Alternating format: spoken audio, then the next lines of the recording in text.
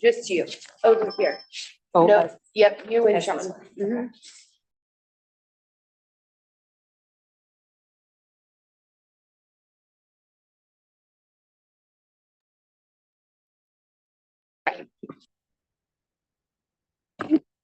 Chip, but when I let go, it's going back. Hi, Sandy. How you doing?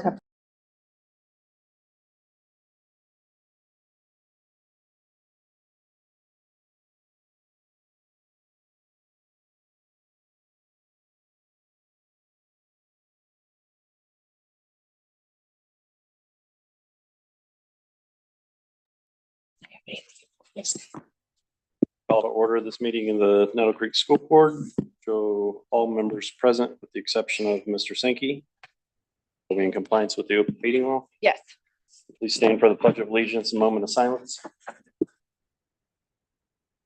Pledge Allegiance to the flag of the United States of America and to the republic for which it stands, one nation, under God, indivisible, with liberty and justice for all.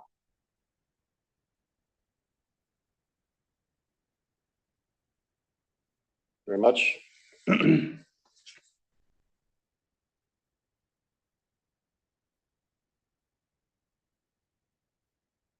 First on the agenda, we have approval and or correction of the regular board meeting minutes from June 10th, 2026, and the executive session minutes from July 14th, 2026.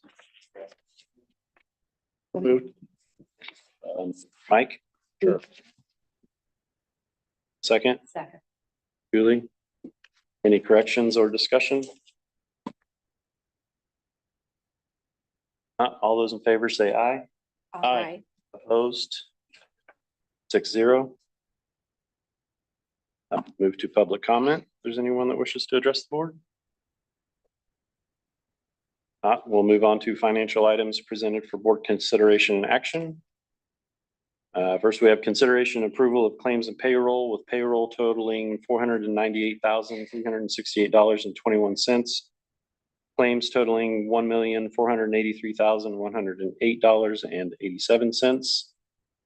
Zero for HES ECA and junior senior high school ECA totaling $12,684.42. Do I have a motion? So moved. Second? Second. Mike? All those in favor say aye. Aye. Opposed? 6-0. View of monthly financial statements, Mr. Schaefer. First up, we have the financial snapshot. And so it's always a good indicator about what your first 6 months looked like and what second 6 months might look like. And so just an overview a little bit. We'll dive deeper into some of these here in a minute when we look at the cash flow, but a couple of things I want to point out. The first one, operations that had been negative, and I had said in previous meetings, we're going to get our June tax draw, which will pull us back up into the positive, and you can see it did exactly that. Our January 1 balance was $463,000. Our June 1 balance was negative $132,000. With that June revenue, we're up to a cash balance in that one of $883,000. I also want to note rainy day. You obviously see a little bit of change in that one. And we will come back to that and talk about that further in the cash flows. Education cash flow. I know it's hard to read from where you are sitting, but we started in January 1 with a beginning balance of 1.7 million. We ended the first 6 months with a balance of 1.4 million. So as we talked about in previous meetings, we have spent down 300,000 of that cash balance in the first 6 months.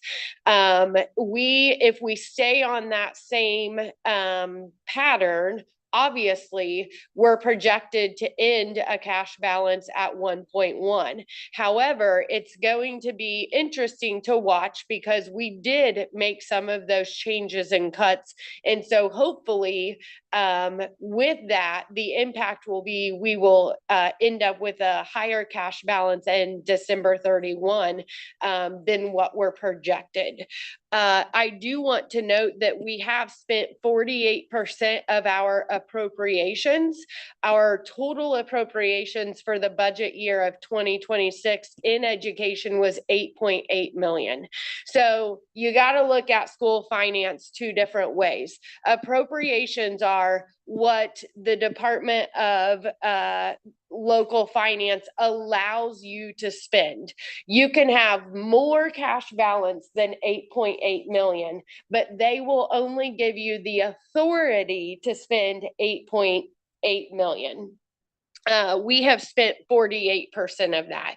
And so if you want to spend more than 8.8 million, so spend down some of your cash balance, you can do that, but you have to ask for permission, even though you have the money to do that. Makes perfect sense, right?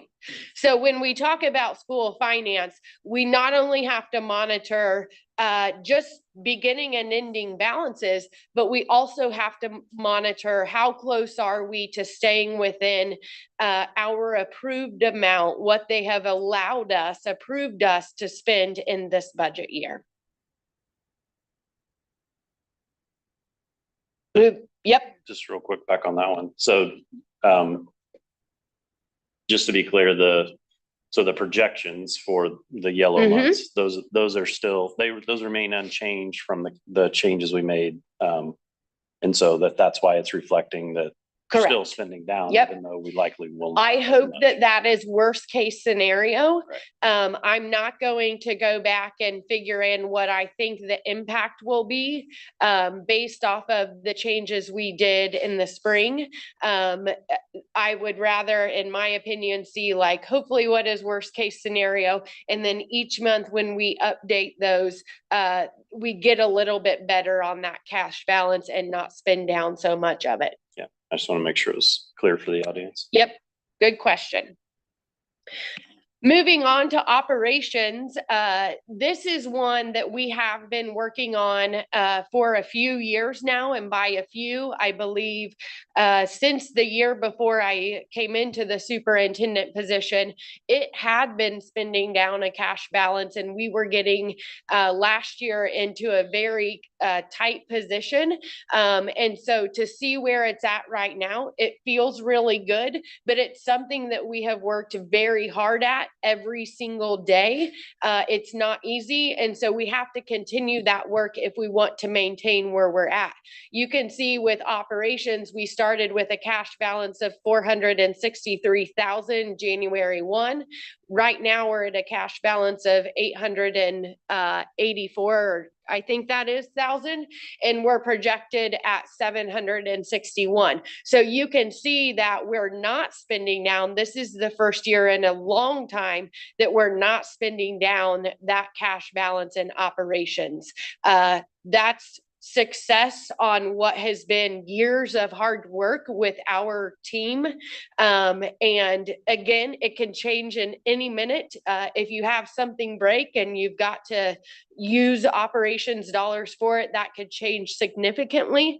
But again, continue to monitor that. When we talk about appropriations, we've spent 44% of what we are allowed to spend, and that total budget for 2026 was 3.3 million. And these numbers are taking into account the avoidance of doing the education to operations transfer in the last 3 months? They are, yes. So I had tentatively, we'll see, because if we go back to that cash balance, you can see in that bottom line where it says 115 across transfer to operations, I have deleted the figures 115 from October, November, and December. And that is in hopes of not making those transfers from ed to op, because right now, it doesn't look like we will need them. And it does look like our education is going to need them. It's one of these, you teeter one and you totter the other. Our education budget is much bigger than our operations. And so usually we need those transfers. This will be the first opportunity in a long time that we might have this. But again, that's tentative. Everything in yellow is tentative. We're going to have to continue to monitor that very closely to see where we end up. I'll go back to conversations that we've had probably in the fall around budget times. Overall, if you look at everything together, your rainy day, your education, your operation, you want to carry a 20%, or the DLGF will recommend that you carry a 20% cash balance of all of that. And so that would be the goal. That would mean that we could probably sit financially healthy. We have not been able to hit 20% overall. Since I have been in the position, it's very challenging. But we have sat okay.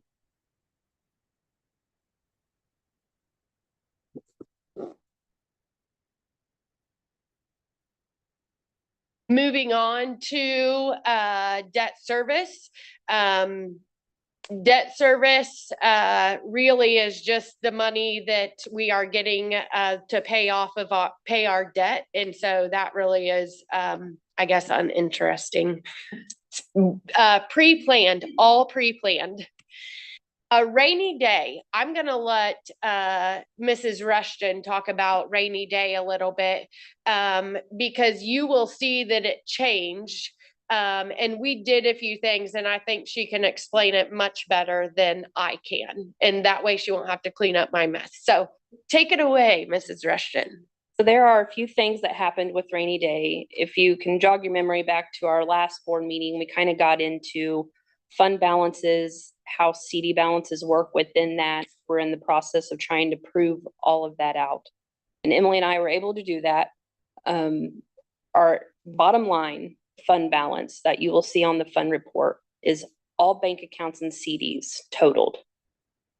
So I think that's important to make note of. Next, you will see on the fund report, or in this case on our statement, that there was a receipt and an expenditure of $232,000. This is a wash, and the reason being, since our CD amounts are housed within our education and our rainy day fund, there really was no balance change. However, this was a transfer from our CD account in our system to our primary bank account in our system as available funds. So it did not change fund, it changed bank account. So our bottom line will not change due to that particular transaction. The third thing that happened is there's minimum interest deposited into the CD fund. And you'll see that on the other line on the receipts, on the top side of the receipts. And what happened, there was an error on the bank side of things. They did not credit us our total 120,000 or whatever the total interest earned on that 18-month CD was. And that did not get corrected until July. So you will see that correction in the total interest earned on our 18-month CD reflected in our end of July bank statement. So I'm going to jump to the investment report because I feel like this is where it makes a little bit more sense.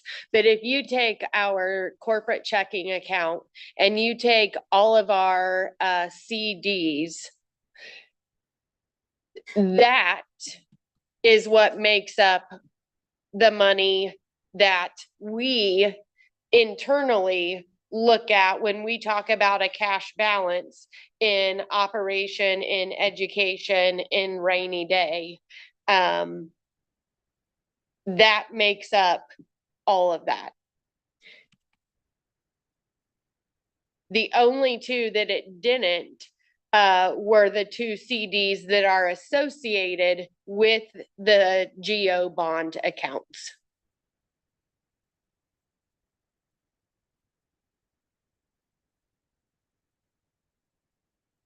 Questions, clarification? Thank you, Mrs. Rushton. Preschool, looking healthy. Do you want to say anything on preschool? We will know soon, Maria, what our voucher status may look like or what vouchers our families will be receiving to get an outlook on this next school year. Obviously, that has held a lot of weight. However, they got reduced significantly this past year and we were still able to maintain rather well. So that's encouraging. They're slowly but surely coming back. Good. There have been 40,000 applicants for vouchers within the state, and they're only giving a few thousand right now. So we've been working pretty hard with our families to continue to apply and to put all their documents into the FSSA to continue working to get those vouchers. Our lunch fund and investment report. Questions about financial items?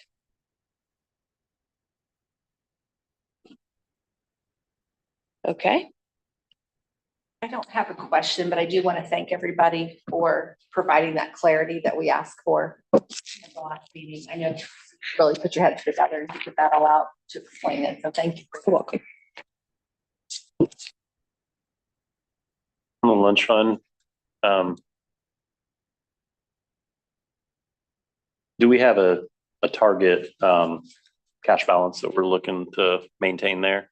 And the only reason I ask is, I know at one point we paid off the lunch fund, the negative balance on the lunch fund out of rainy day. Is there an opportunity to put some of it back in a rainy day? So what we That app? what we previously were able to do, we were able to, the state allowed us to use a certain percentage of a la carte sales. So that's foods purchased at cost, not a school provided lunch. We could use those funds because they were not reimbursement funds from the state to help offset any negative balance. That's what we did previously to pay down the large amount. I'm confident, due to some recent good things that are happening, that our lunch debt amount will decrease significantly. As to this year and last year, negative lunch debt sits around negative 16,000 at the end of the school year. Not that that's normal or okay, but that seems to be where it's hovering at the end of the year. So if we can reduce it from there, I will take that as a win, because that's extremely hard to do when it seems to be consistent families that are needing assistance. Yeah, my question is more, so as of today, we've got 149,000 cash balance in the lunch fund, right? So let's just hypothetically say we'd like to keep that safety net cash balance around 100,000. So is that an opportunity to move 49,000 back into a rainy day? No, at some point. Good question. I don't know that we would be allowed to do that, but we can check into that. I don't remember if we're on this fund structure or a different one, but I know we paid out of rainy day into the lunch fund several years ago to pay off the 200,000 or so in the red that the lunch fund was. Yeah, and last year they required a spend down plan. Mm-hmm. So if you carry too large of a balance, they will make you spend it. But we can ask that question. I don't know. I have a question on the voucher program, Maria. Is each school corporation allotted so many vouchers, or is it just like a lottery type? Families income and need. So say family here is approved for a voucher, and for whatever reason they leave here and go to another corporation. Does that voucher follow them? They may have, On. they will no longer be a part of our corporation. I have to immediately remove them from our system so that we do not get paid the vouchers, and it should follow them, but the new provider would have to reach out to the FSSA, kind of like the provider form that I give to the FSSA for those families as well. So the voucher wouldn't stay here and go to like, Correct. No, it would not. And I immediately have to remove them from our corporation. Mhm.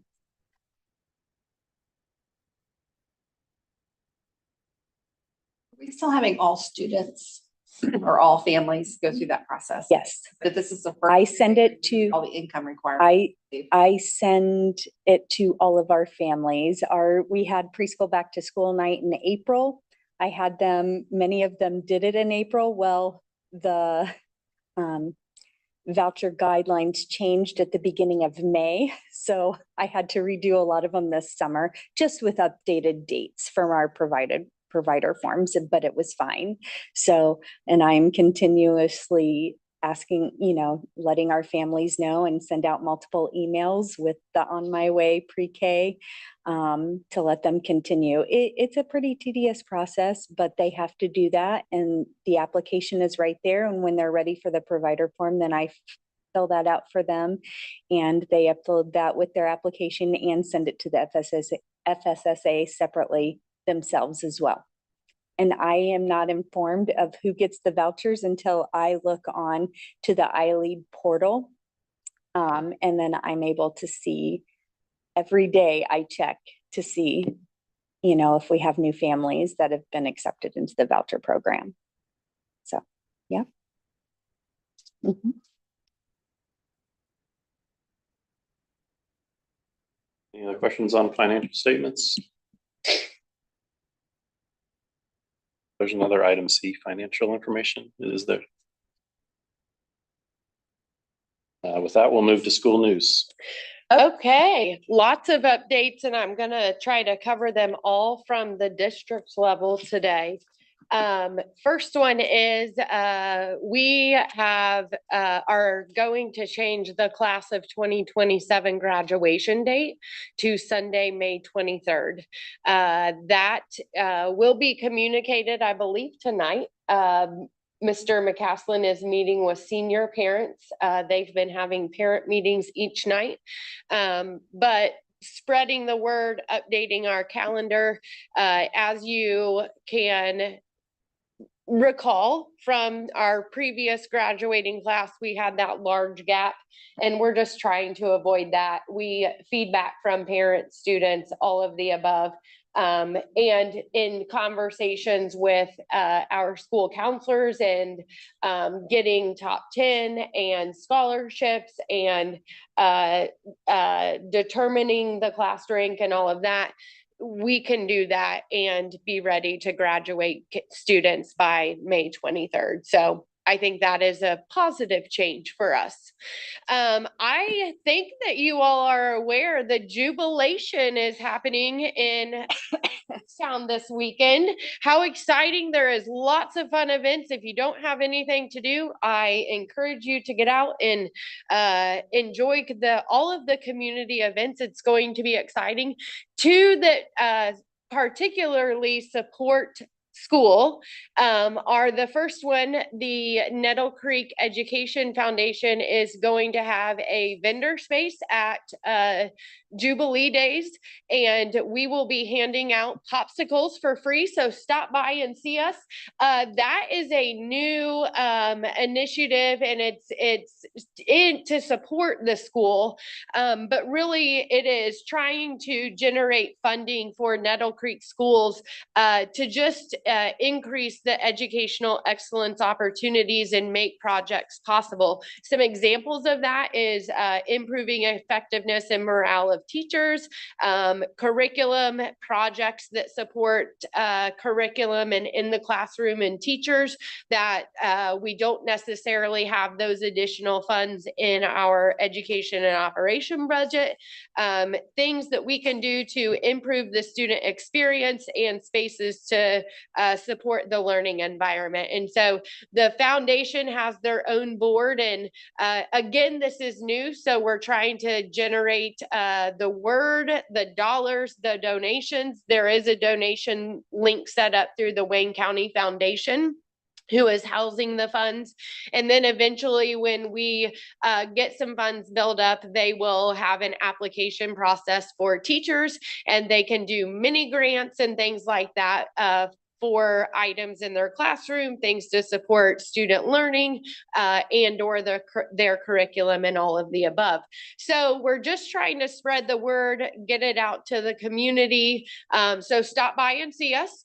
Also, another one of our partners, Communities in Schools, they help us with our weekend backpack program. They will also have a in the vendor spaces.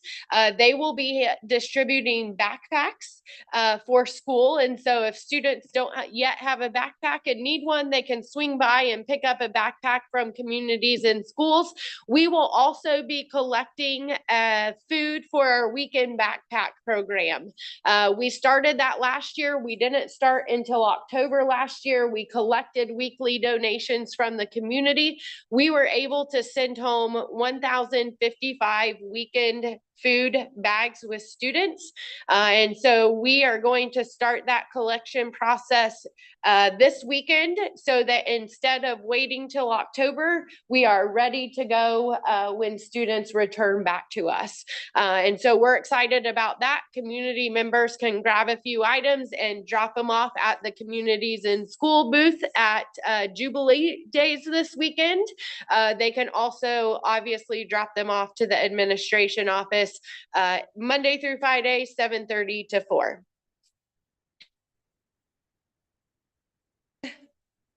Moving on, just different positions that support our school, some of them not necessarily Nettle Creek employees, but still support our students and what we do, that we're still looking for this upcoming school year. We're always looking for people who want to go through the training to become a substitute bus driver. Also on-call substitutes.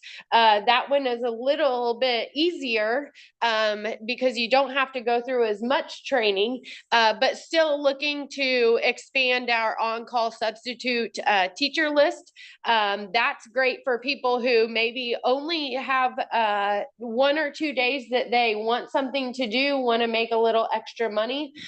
We have people on the list that can only do Mondays, and that's okay. We call them on Mondays, but I don't know that we could ever have enough on-call substitute teachers. So if somebody's interested in either of those, help us either spread the word or have them contact the admin office, and we can get them filled out on an application and set up for those.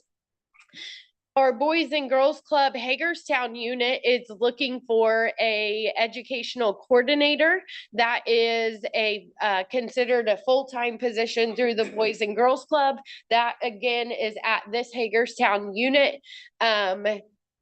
If people are interested in that position or the next one, they can reach out to our unit director, which is Dana Whitney. Also can contact the admin office, and we can put you in connection with them. They're also looking for 2 youth development professionals. And so with this, we are obviously missing a couple of positions that need to be filled for Boys and Girls Club. And so because of that, there is going to be a freeze on registration at the beginning of the school year. This happened to us last year. And so the sooner we can help them get those positions filled, they will be able to then lift that freeze, which is exciting because the Boys and Girls Club is going to take 5-year-old students at the club this year as well. So really exciting. But if you know anybody interested in those positions, we'd love to help the Boys and Girls Club get those filled so that we can lift that freeze. What does the freeze mean? They are going to take all returning members. They're just not going to take new members until they can obviously have the staff to provide that safe environment for students. And then the junior, senior high school is also looking for a food service employee, and that's through Chartwells. But again, happy to connect anybody who is interested with that.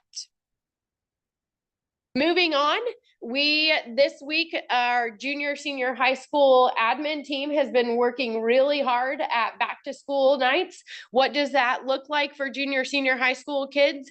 Parent meetings, they've picked up Chromebooks. That's our tech team, and they graciously have allowed me to do only one thing under the technology umbrella, and that is give the Chromebook to the child that has the name on it. Other than that, don't ask me to do anything in technology.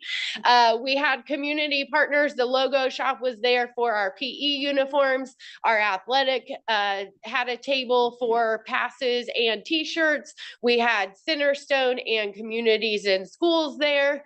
They distributed schedules for students. Boys and Girls Club was there. We also, the junior class, sold pizzas as a fundraiser. It was like, come to the parent meeting and take home your dinner, which was great. But you can see Mrs. Arnold, Mr. McCaslin, Mrs. Claywell had a great turnout. And look at that beautiful picture in the top right-hand corner. The facility looks amazing. Shout out to the Tiger Boosters, and look at all those kids and families back in our school.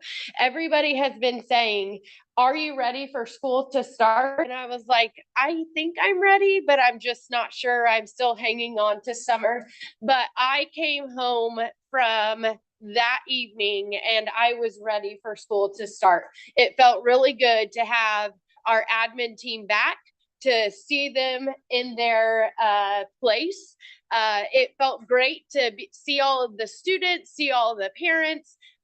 No student probably is ready to come back to school, but they're excited to see their friends. They're excited to have that social aspect of it. And so that for me kicked off, I'm ready for the 26-27 school year. I can't wait to do it at the elementary. The little kids are amazing as well, but it is exciting. So kudos to the junior, senior high school team who's putting in some evening hours to help get our students and families ready and transitioned back to the school schedule. In other news, current enrollment, we have been monitoring our enrollment, as you know, from spring discussions. That is something we want to keep a very, very tight pulse on. Just for reference, our fall of 25 enrollment was 1,090. Our February enrollment of 26 was 1,079. And as of last Friday, our enrollment is 1,071. So we are down 8 students from the official ADM count in February to unofficial, very unofficial count right now. I have a spreadsheet that I have shared with each building, and we are tracking enrollment every Friday from last Friday all the way through official count in October, which is October 1st. We will just kind of monitor off that. Now, I do anticipate that that number is going to fluctuate. I'm always nervous when we're down, but I'm not super nervous right now because there a lot of things can change. And it's hard to really look at. Really, all they've done is enrolled at this point. They're not actually here. And once they are here, are we going to keep them here until that official October 1st count? Why is enrollment so important? That's what funds your education dollars. So for every student we have, we receive right now $7,345 per student. How much? 7,345 and some cents. So if we were funded based off of last Friday's counts, we would be down another 58,700 more than the conversations we had in the spring. I'm not trying to be Debbie Downer. I am trying to be factual and realistic. So we've talked, education, school funding is going to continue to be challenging. We're going to have to continue to find ways to get frugal with our dollars. We also have the biennium coming up in the legislative session. And so maybe there will be positive impact out of that. Maybe. I'm going to hope that can happen. We do need to be mindful. We made a lot of great progress, and I'm excited to see what our next 6 months will look like, and even budget year 27. But we have to continue to be mindful and watch our enrollment and try to look for other ways outside of the box that we can either cut expenditures, but not cut student experience and opportunity or generate additional revenue. It's the name of the game. With that, I want to share some class sizes from the elementary that we also have been tracking, because let's make it another layer of challenging just for fun, because that's what we do. Our elementary class sizes, we have 4 sections of kindergarten right now, and they are at either 18 or 19 students per class. We have 3 sections of first grade, and every single section of third or first grade is at 25 students per class. I see Mrs. Bain over there. She's one of our first grade teachers. It's giving us heartburn. Got it, Mrs. Bain. Okay. I said they're miracle workers, but when we talk about 25 kids, we're starting to reach that. How much are we impacting their learning environment? So where? Go ahead. Second grade, we have 4 sections. Those sections either have 20 or 21 students. Third grade has 4 sections. Again, 20 or 21 students. Fourth grade has 3 sections. Each of those have 24. Fifth grade has 3 sections with either 23 or 24. Sixth grade has 4 sections with 20 students each.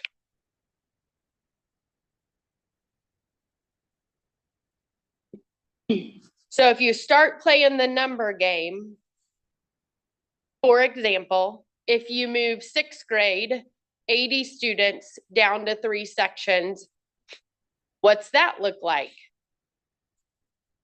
I don't know. Do we have the ability to hire another teacher? What cost are we going to cut, or what position are we going to move to free up those dollars? Because we don't have additional dollars. I just said we're actually, if we got funded based off last Friday, we're actually down more dollars.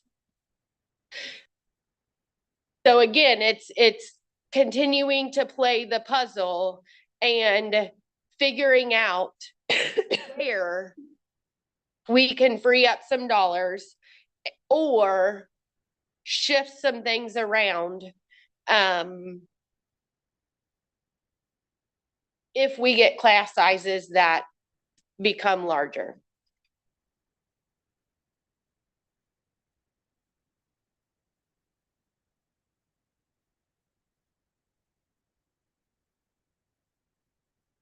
I will say, and to end on a positive note on that topic, and you'll see this in the personnel report tonight. We had 3 positions, 3 teachers that we had to reduce last spring. And we have been able to shift some things around and bring 2 of those positions back. One of those, the final one, is in tonight's personnel report. And so it's something that we have intentionally continued to evaluate. How can we have more teaching positions? And how can we reallocate dollars?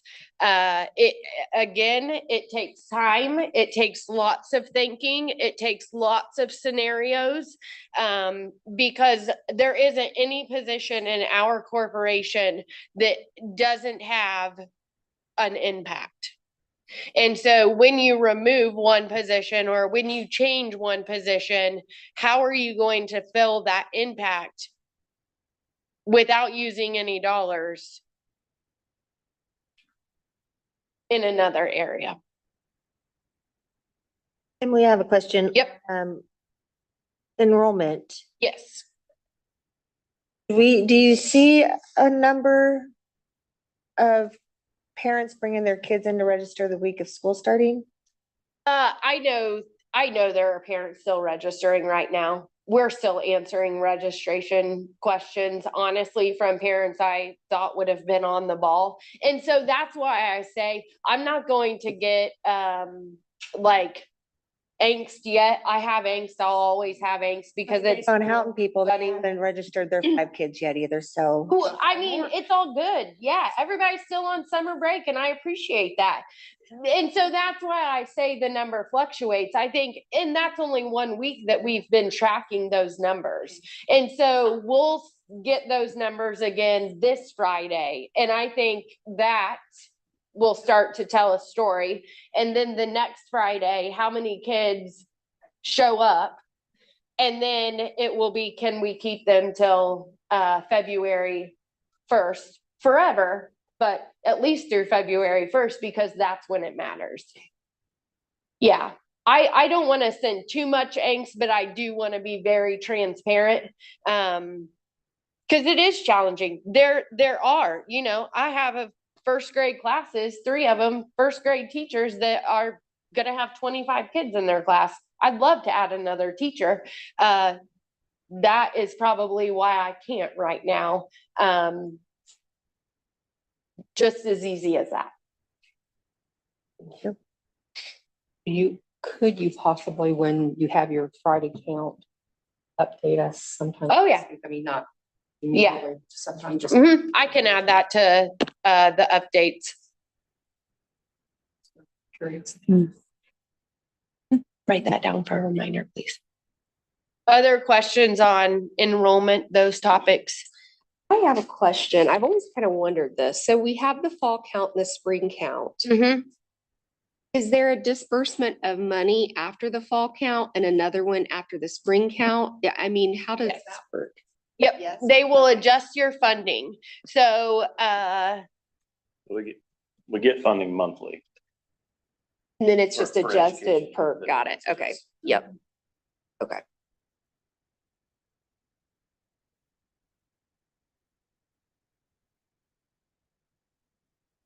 so you can see in July through December, it was 728,000 monthly. In the January through April, you can see it was different than that. Usually it stays more the same, but usually your count is going to be larger in the fall, and then you'll drop students, which means you're going to drop funding. And so here's a great one. You go to bargaining in the fall and you do it based off of your enrollment, and you think you have some additional dollars to give a raise because you have additional students, and then you drop those students, but you have to fund that raise. off of money that you no longer have. It's a giant puzzle with centimeter pieces because it impacts so much, and we could go on forever of the impact. It's challenging. That's what makes it challenging. Here's another one. We're starting to prepare our budget, which I'll talk about in a minute, for the year 2027. Well, I just said we're coming up on the biennium, and hopefully there will be some positive impact from that legislative session that will positively impact school funding.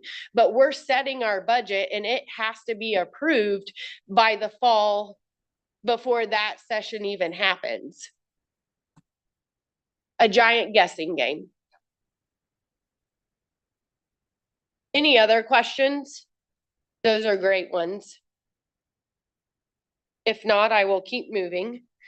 Speaking of budget, Amber and I spent the first 3-hour session with our budget mentors to start working on our 2027 budget. Really, this is starting to lay out what are the assumptions as far as what we think we'll receive in education funding, what we think we'll receive in operations funding, adding a new challenging layer of what the homestead credit impact is going to be. And then how much are we going to get approved for appropriation, the ability to spend in the 2027 year. A couple of things that we do know, I had an insurance meeting with our trust today. Insurance is likely going to go up, and they're concerned about how much. Again, we won't know that until probably late November, December probably, but they do anticipate that they are going to bid out our insurance, but that will be one thing that is going to be an impact to us. Teacher retirement fund is going to increase 1% as well. So again, taking that pot of money that we have in education and thinking about how are you going to fund that increase with no new dollars. And so we're having to pull from other areas to be able to fund those types of things as well. When you say 1%, that's 1 percentage point of salaries. Sarah, you want to answer? Yeah, so the teacher retirement fund is based off of the salary amount, so you'd have to figure that, and the corporation pays the 3% of the teacher contribution as well, so. Okay. What, you said 1% increase? Mm-hmm. So that's on, is it a 1% increase over what we're paying into turf, or a 1% additional contribution based on the salary? It's a 1% increase on top of the employer contribution side of it. I can get you the total percentage.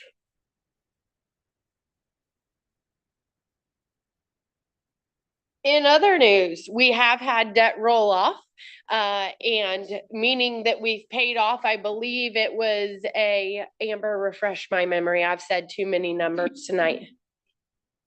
2020 GO bond.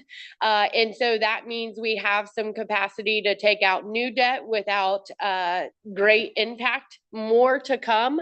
But in preparation for that, Garmin Miller, who is an architect build team, came out and did facility walks. They spent one entire day at the elementary, the admin office, and our athletic facilities back here, and did interior, exterior, mechanical, electrical. I believe they had a team of about 12 to 15 to go in really every nook and cranny of our facilities to provide us a updated facilities assessment. They spent then a day at the senior high school, the transportation facility, and then the areas around there to do the same thing at the high school. That was last week. And so we're hoping to have some updated information in the next 3 or so weeks that we are able to share. And that work will drive our facility decisions from not only now, but probably the next 10 or so years. They will be able to prioritize some things for us. We do have some things that are past end of life when we think about large mechanical things. And so being able to prioritize those when we have debt opportunities available so that we don't get ourselves into a situation, for example, a boiler goes down and you can't replace that out of operations, and sometimes not even rainy day. So we're excited. It was long, lengthy work, but I know it will give us some good information and really drive some decisions, not only for the board, but for our technology operations and our principals as well. Senate Bill, Senate Bill 78. Just a reminder, our administrators have did a great job of starting to communicate this, but this is the no wireless device bell to bell. Mr. McCaslin and Mrs. Claywell were kind of the first ones to roll that out face to face this week at our parent meetings, and they've answered some great questions. And it's not just cell phones, but it's smartwatches, earbuds, headphones that are all wireless. And so there is some change and transition there. With that, I'm sure the first couple of weeks will be rocky for everybody, but I have no doubt our kids are resilient. They usually adapt to change quicker than anyone else. And so they will get it all figured out. Again, that's not a local decision. That came out of the last legislative session. I think that's what's gonna help a lot of the school systems, is that everybody's in the same, Mhm. not just one Good. here, there. Question on that, though. Why did we choose to extend that to wireless headphones and earbuds? We did not. That's in the legislative. That's in the legislation. It's not in the policy definition. In In the policies were. our policies? Yeah. I'll ask about that.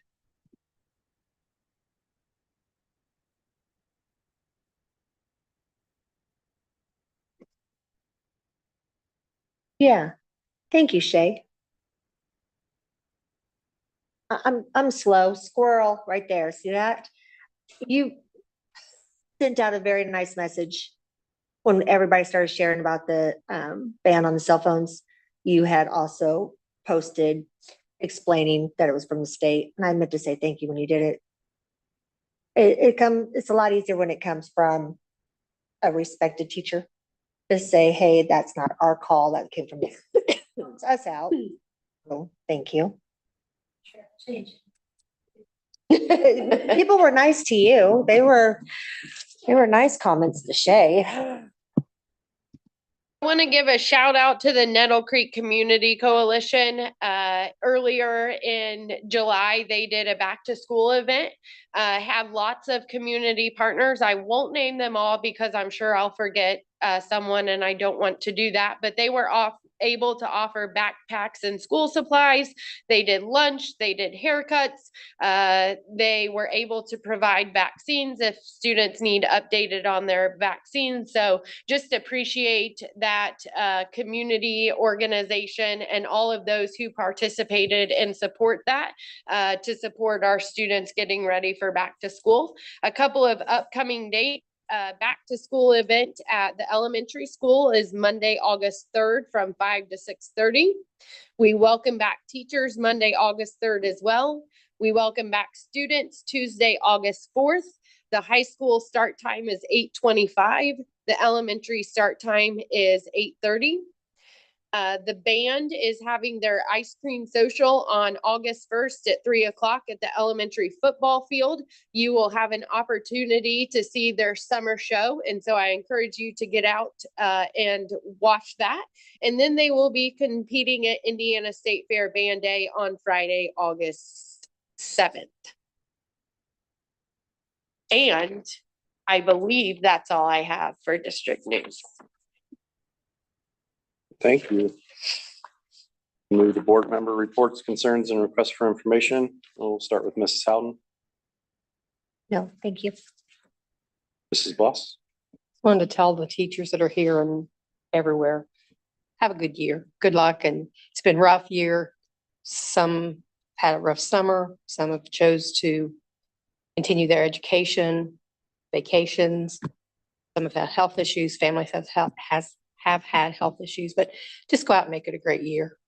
I know you will, but sometimes you need to hear the words of encouragement. And I believe it's in the words of Jenny Osmond. I probably won't get them right, but Nettle Creek schools where kids are very special people. And I know I've got that all messed up, but you all know it. So have a wonderful year. Mrs. Bloss. Mrs. Schraub. Nothing to add. Mrs. Lamar. Nothing from me. Training. I don't have a lot. Summer break's flown by, seems like. Yes. I've really enjoyed the teacher highlight introductions on Facebook. Those are cool. And just have to give a shout out to my wife Brandy and a couple of other girls that helped out with haircuts downtown there, getting everybody ready for back to school. And that's all I've got. Mike. And I have nothing. So we will move on. Show no old business. We will move to personnel items presented for board consideration and actions.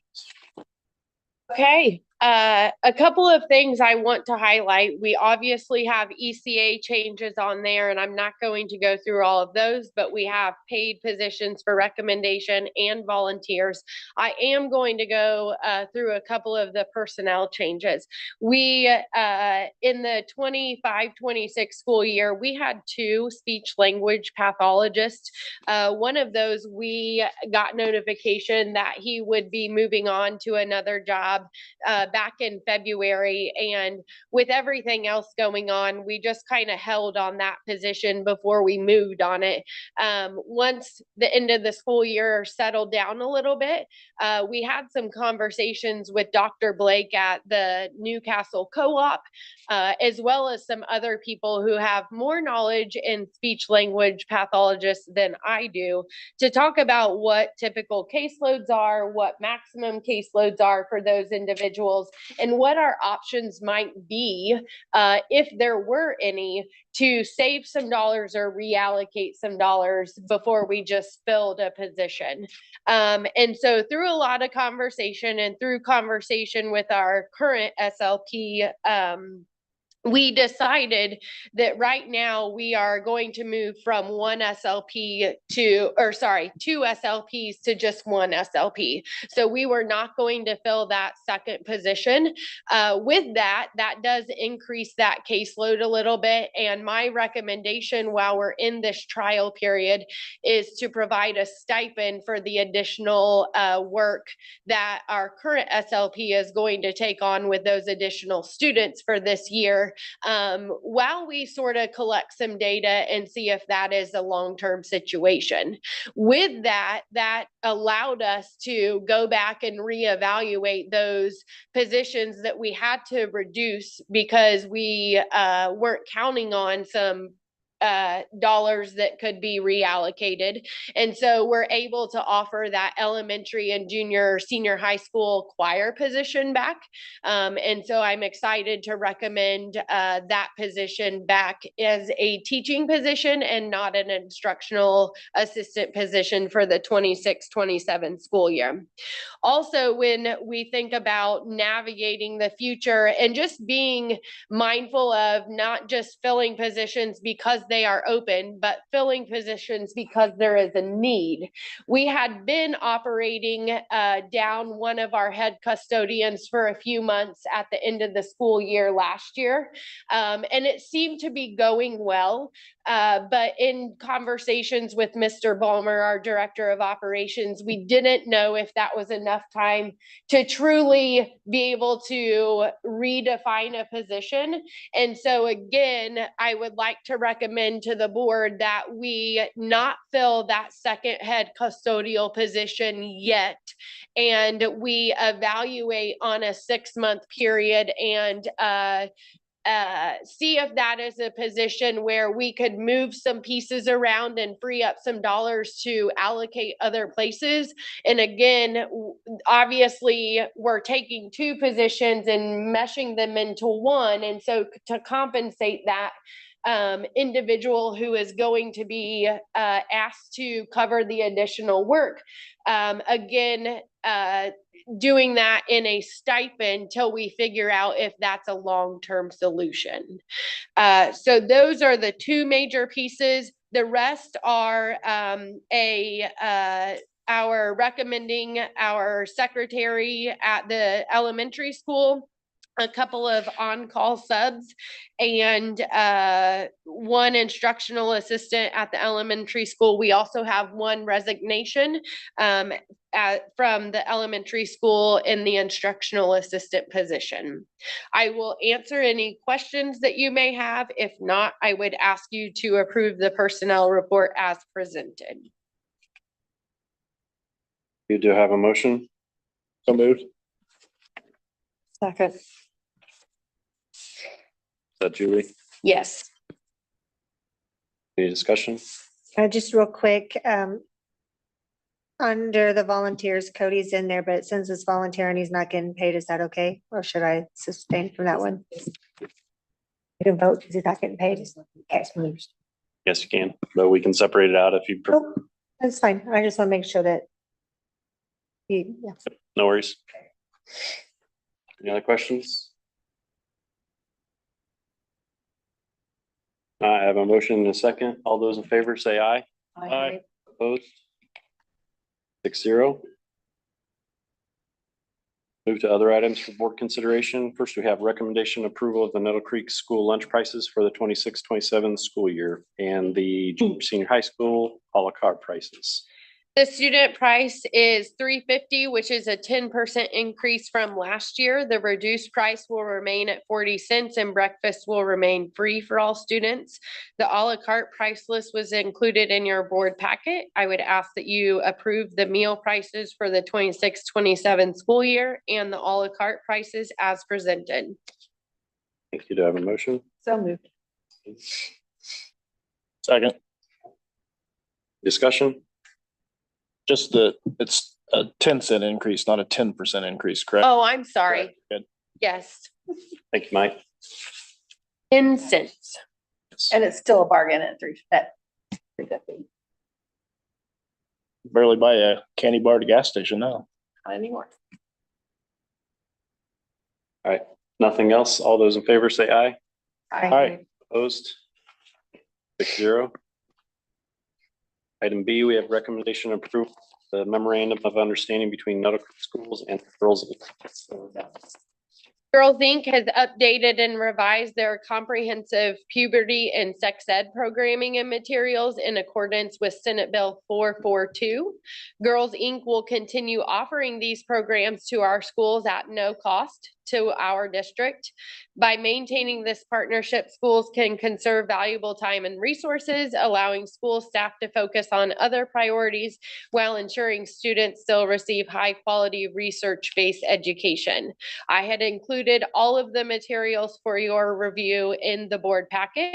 I would ask that you approve the educational programming and materials as presented. I have a motion. So moved. Sandy. Second. Julie? Any discussion? All those in favor say aye. Aye. Opposed, same way. 6-0. Next, we have second reading and approval of the following board policy updates. We have A200, A275, A300, A301, C175, C525, D475-R, F101 and F101-R, F125, G325, H125, and H150. Anything else to mention on that, Ms. Schaefer? No, just that the first reading was at the May board meeting and I moved all of these over to the July because we kind of skipped over them in June to your board packet in July for the second meeting and approval. Do I have a motion? So moved. Mike, Sandy? Second, any discussion?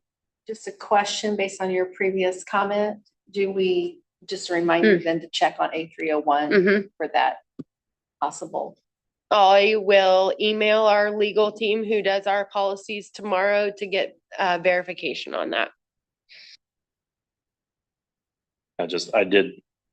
I've got the Indiana code pulled up and it doesn't mention headphones, so Okay. it Thank you for says pulling it up. cellular telephone, tablet, computer, laptop computer, or gaming device is what's in the currently approved code.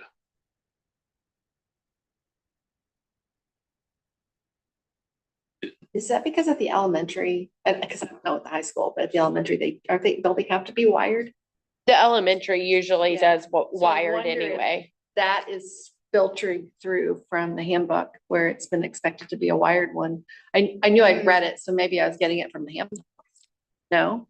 It's not in there? I'll get some My clarification. assumption is people have just assumed wireless communication device means any wireless electronic device. So I don't know. I think I know there was internal, and we are not the only school that has included. I know there was internal conversation of,